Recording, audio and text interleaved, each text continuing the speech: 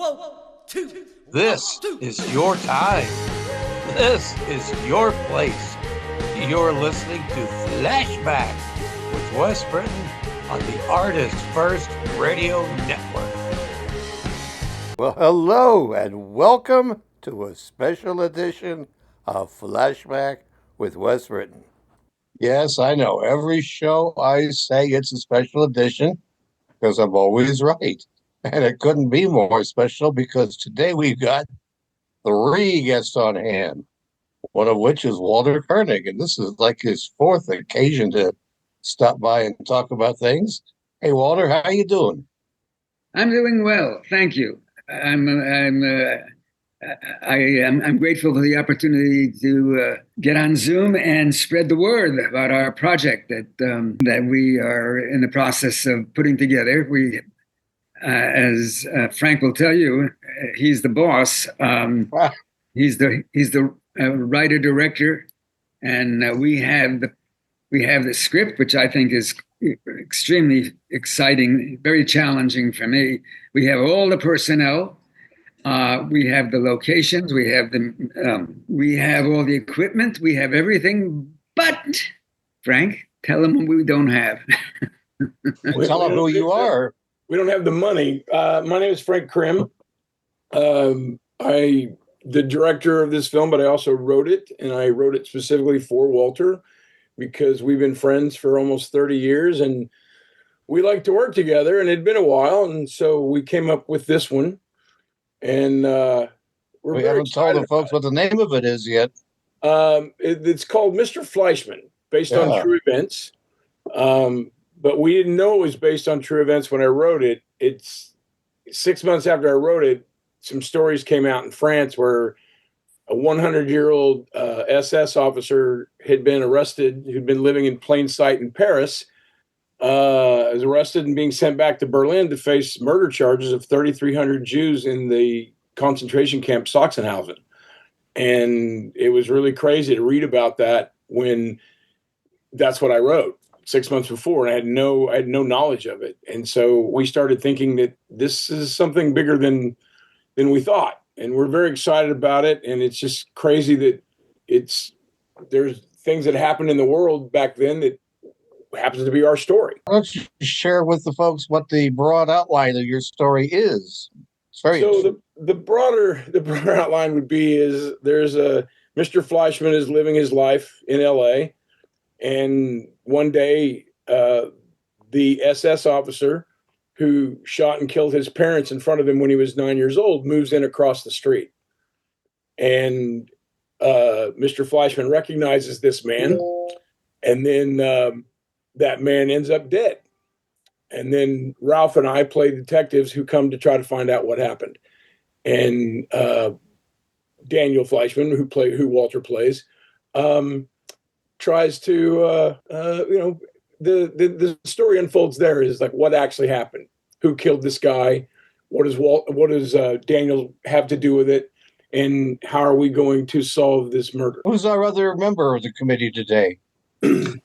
Yeah, it's me. Hi, I'm Ralph Neider, and producer and actor of Mr. Fleischman.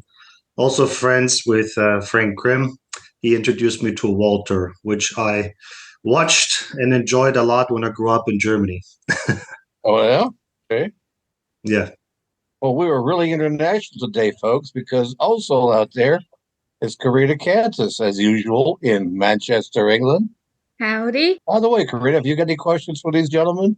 Oh, I may have. You carry on. You never have enough time to get all your questions, Wesley. So you just go. Yeah. Okay, Walter, tell us how things went for your last book, Beaming Up and Getting Off. My autobiography. Yes. Yeah, it pretty much. It's actually 2 volumes in one. It was published first back in I don't remember when the hell it was published. But another publishing company has asked me to extend the biography and include the last 20 years, which I had not done initially. So I have that done, and it's called, as you say, it's called Beaming Up and Getting Off.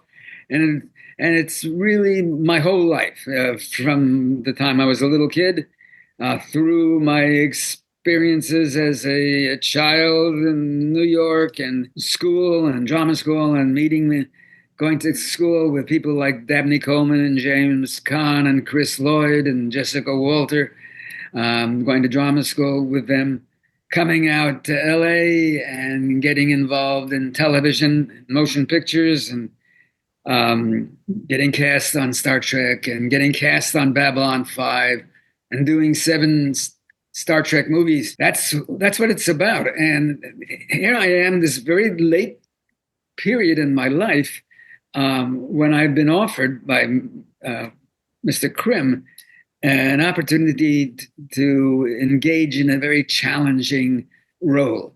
It's really quite exciting for me that at the age of 88, I am still active and still coherent, and we've been working a bit.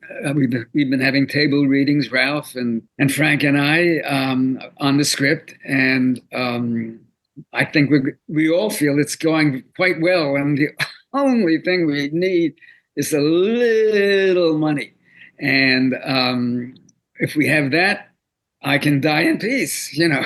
Oh, okay. Frank, earlier you said you kind of wrote this screenplay with Walter in mind. Why? What about him fits this role so well? Well, like I said, I've known him for a long time, and he's actually was very inspirational in getting me to write, on a regular, like really. I mean, I've been an actor my whole life and started writing 20 years ago. And I met Walter. Well, I'd always been writing, but never at the level that I have now. Excuse me. And Walter was very inspirational in that. And he directed me in a movie years ago, and we had a lot of fun. And then I used to do theater with Walter's wife, Judy Levitt. And, we've just all been creative around. And Walter's always been very encouraging.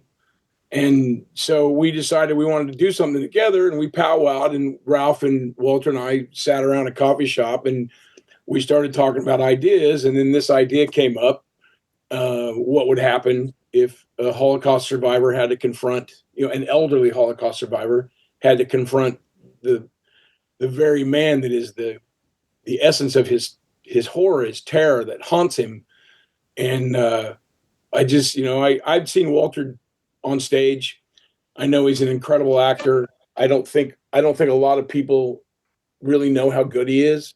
And I think I've written something that could really showcase his talent and let people know this guy is not just a sci-fi guy. He's an actual craftsman. He's a real actor's actor. You said you found out later of a similar story that was actual. If you didn't know about it, what did you base your story on? It's a good question. We had an idea for something else before, and it just wasn't gelling. And then the idea came up: what would happen if we had a Jewish character such as Walter, that had to confront a Nazi? And I think the original idea was that I think Ralph said, "What if Walter was a Nazi?" And we're like, "No, I don't think that's going to work." And what if Walter had to confront a Nazi who he saw or he witnessed doing horrible things when he was a child, and he's lived with it his whole life, 80 years since the camps, and it's affected his whole life. And the whole movie is really about trauma. It's about dealing with PTSD. It's about dealing with anti-Semitism and hate. And there's a lot of that going on in the world right now. We're seeing a lot of. To say, perfectly timed. Yeah, we just really want to tell our story, and we think in general that there's a lot of people are going to relate to it, and there's a lot of survivors who have survivor's guilt. They've never been treated for PTSD. They've just lived with this horrible memory that, and our character, it's haunted him his whole life. And there's a lot of, I did a lot of research. I watched over 50 videos of Holocaust survivors talking about being in the camps when they were like 5, 6, 7, 8 years old. And it was fascinating to me to listen to these people talk about this thing they've carried their whole life, and it's still, for me, I don't get anti-Semitism. I don't understand the whole hate thing. It's just stupid, in my opinion. And I'm hoping maybe our little movie might show that there's a real disease there with people trying to oppress, and we're seeing it in the world right now. Every time you turn on the news, it's still happening. Gaza, Africa, all these places, what the Russians are doing to Ukraine. It's like, really 2025 and we're still playing these stupid games. That's for sure. Well, Ralph, to get you back into the mix, what's your role in all this? Who do you play, and what is it you do in Mr. Fleischman? I play Detective Schmidt, and I am German in the script, came from Germany.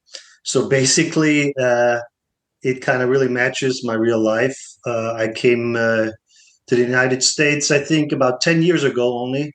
Got married real fast, and I'm now a U.S. citizen. So the whole thing is actually, this is all kind of real from the script. Yeah, and then growing up in Germany, I also, of course, you start at school, you get taught about Holocaust.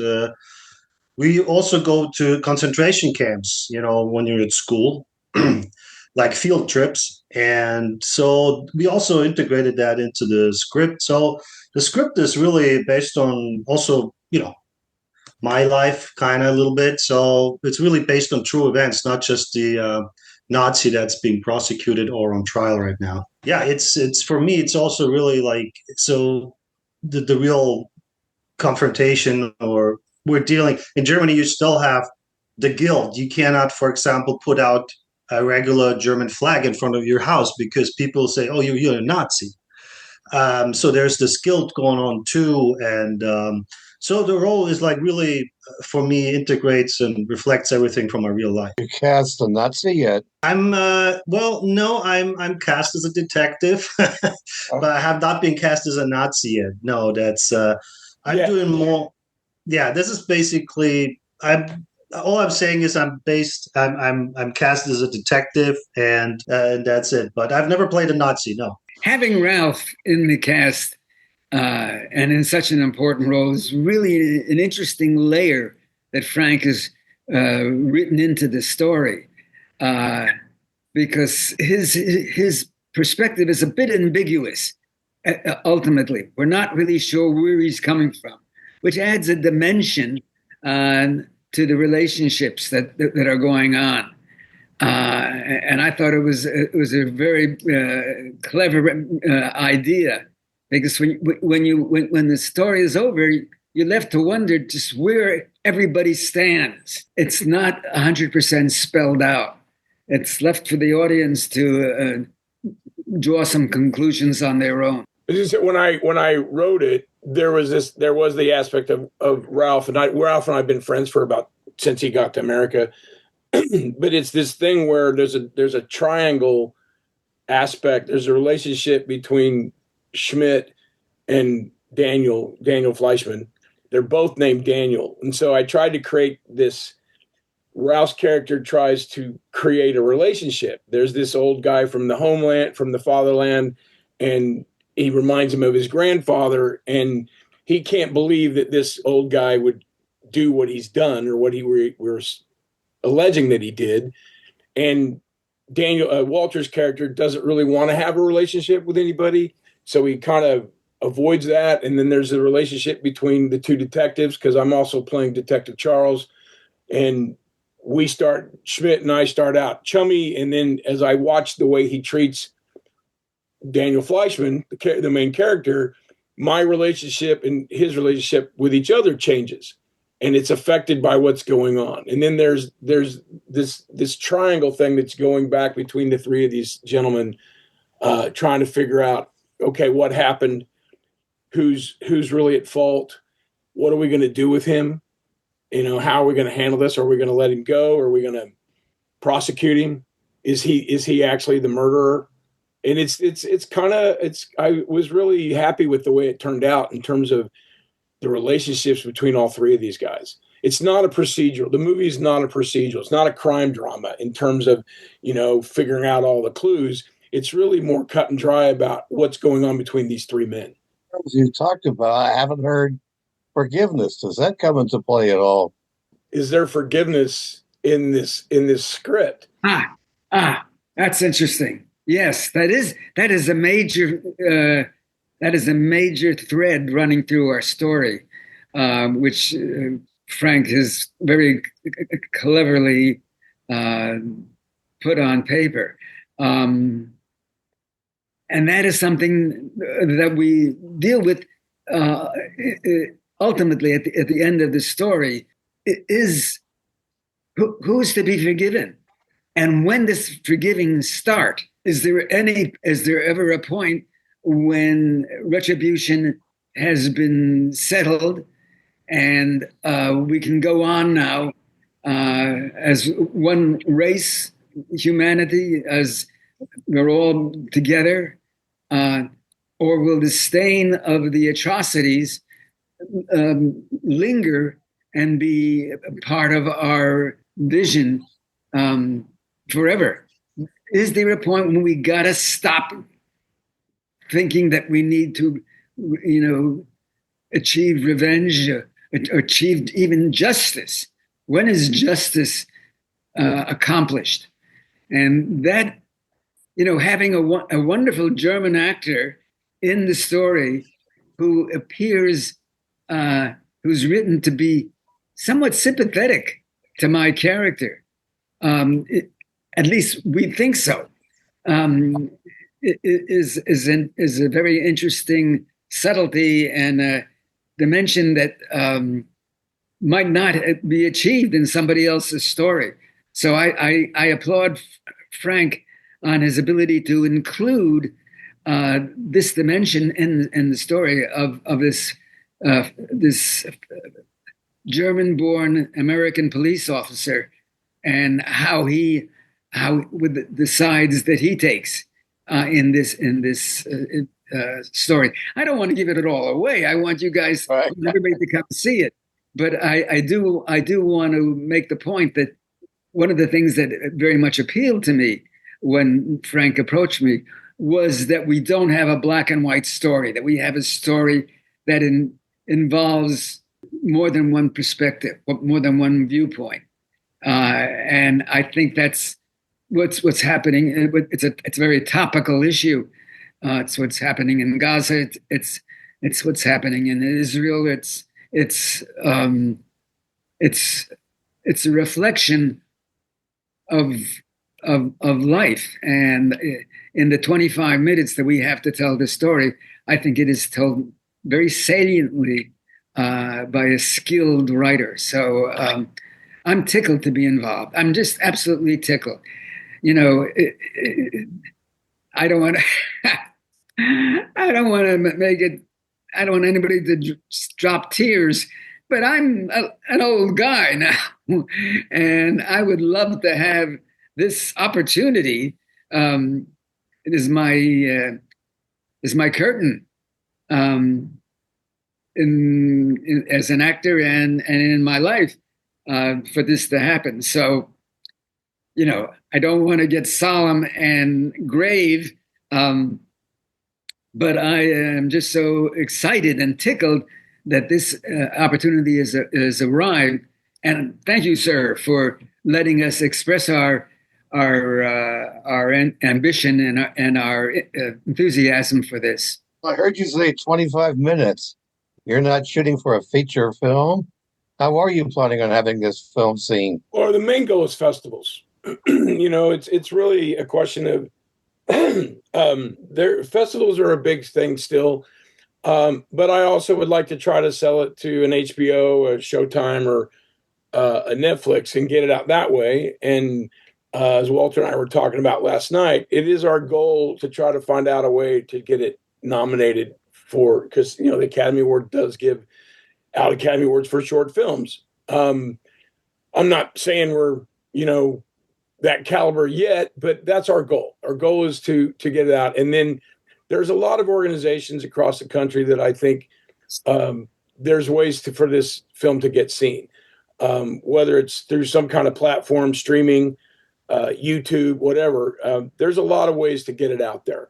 But we still need, our budget is 38,000, and that's not a lot of money. No, it's not. And to make this short of this size, we've got an incredible crew.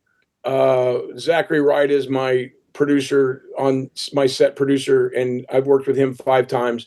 He's amazing. And we've got our DP, everybody who's currently working on a Spielberg movie. So we've got a great team put together, but these people need to be paid. And I've done a lot of free films, where everybody kind of, is working for free, but then they get a paying job and they don't show up. So I want to be able to pay people to make sure they come to work. Also, maybe to mention here, it's also cheap because people are really passionate about the project, and they're also not taking the full salary. So everybody's kind of chipping in. I think that's worth mentioning as well. Sure. What lines are you pursuing for funding? Who are you approaching? Well, we were up on GoFundMe. The fires hit LA, and we literally lost our visibility because there were so many GoFundMe pages popping up for people needing relief. And unfortunately, the local news was reporting that a lot of those pages were fake. So we moved over to Indiegogo about a month ago, and it's just been really, really slow going. So we're trying to find some people who might want to donate bigger, instead of like $10, $25, that were willing to put in 5,000 or 10,000 to get this made. So we're looking for donors that have deeper pockets that can help us get it made. So I've reached out to a lot of communities, mainly Jewish communities, because I think they might want to see this film, because I think there's a lot of things that they can relate to it with. And we're kind of telling their story. And I think, with Walter representing, Mr. Fleischman, and Ralph representing the German side, and then I'm part Native American. So we talk about the genocide, and there's a mention of that in the film with what happened to the American Indians, but it's done in a very subtle, way where everybody knows what's going on. And I most of my stuff I write is from a dream, but this one was actually created through Ralph and Walter and I getting together and kind of flushing it out, doing a writer's room, and then I got all the notes, and then I went off and wrote it. I have a question. Marina Cantus. I was over in Poland last month, Krakow, and of course they have the Auschwitz concentration camp there, and the Schindler's Museum. Whether you go into there or not, the atmosphere there, it is what happened and how they're remembering everything. It's very, it's moving. It's upsetting. How are you getting on with writing? How did you get on with actually writing it? How are you getting on with the acting part of it? The emotions, because of everything that's happened. It's a very disturbing theme, and what to talk about, to do a film on this. So how are you managing to actually do that? Mainly, I'm a history buff, but I've been an actor since I was 6. I think a lot of it had to do with, I'm all about the story and the characters, and character is everything. And I think if a film doesn't have characters that anybody cares about, you don't have a film. No. And I think right off the bat, people are gonna see Walter's character and connect with him, that here's this old guy living alone in LA, just trying to live his life, and then his past comes up and moves in across the street. Yeah. And for me, that was like, oh, that's a great idea. And, let's roll with that. And then in order to act it, for me, I've watched so many cop dramas and grew up on TV. I grew up on Star Trek, and I just want to tell a great story. And I think that's it with the characters, and having Ralph be actually German to play the character that I wrote for him. I asked him one time ago, did the Nazis or Germans have a word for genocide? And he said the word was what, Ralph? Völkermord. Yeah. And what is that in English? People's murder. Volk is people and Mord is murder. So yeah, the people's murder. So we're talking about a history of where people were not just being held in camps, they were being systematically murdered. Mm-hmm. And the word that the Germans at the time were using to talk about it amongst themselves was people murder. Yeah. And that just fascinated me. Oh, let's explore that. Yeah. And then Walter's character witnessed all of this when he was 9 years old. And it's right off the beginning of the script is he saw his parents murdered right in front of him when he was 9 years old, and he's been dealing with that trauma for 80 years.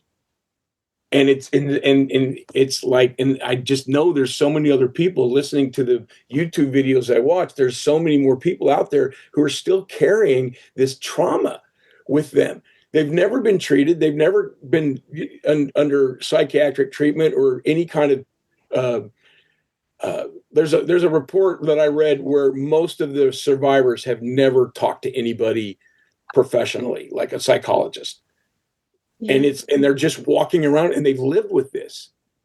Now, when I see somebody on the street, especially in LA, and I see an old person walking across the street for whatever, and they're bent over or whatever, my mind goes to what's their story? What have they lived? Most people, get out of the way, old man, or whatever. But if you can have some compassion and look at somebody from the perspective of what have they been through? Yeah, that got them to this point. Yeah, what have they survived? Passion for this, I love it. Your passion is coming out. I can see how much this project means to you. Walter wants to have an ending legacy. I think you call it, Walter. You want to go out with a bang, as they say. We have 2 minutes left. Anyone want to add anything? Well, question we need to get to is, how can folks contribute? Where can they reach out if they want to contribute? So we have a website. It's the movie MrFleischman.com. The movie Mr. Fleischman is all lowercase, no punctuation, no period after Mr. It's just the movie Mr. Fleischman, FLEISCHMANN is how you spell Fleischman.com. And if you can go on that website, there's links to donate either on Indiegogo or Ralph, did I miss something? You can directly also donate. There's a donate button right there, and you can just pay regular payment methods.